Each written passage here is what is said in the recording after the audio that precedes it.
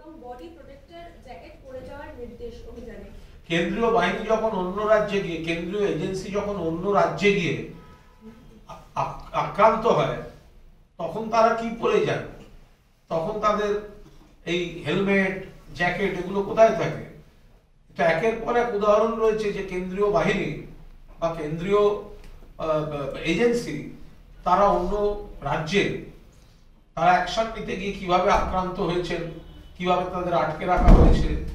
সুতরাং পশ্চিমবঙ্গের একটি বিচ্ছিন্ন ঘটনাকে কেন্দ্র করে বাড়তি প্রচারের কোনো অর্থ নেই।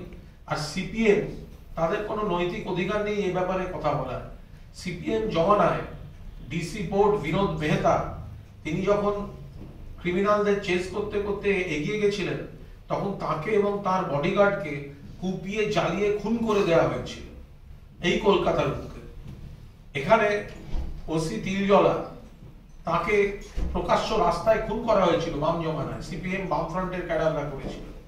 ফলে সিপিএম এর কোনো নৈতিক অধিকার নেই এইসব সন্দেশখালী ইত্যাদি এসব ব্যাপারে কোনো রকম কথাবার্তা বলার। শেখ শাহজাহানকে এখনো ধরা যাচ্ছে না, এটা নিয়ে কি বলবো? শেখ শাহজাহান বলতে পারবে, কিন্তু খুব মুশকিল।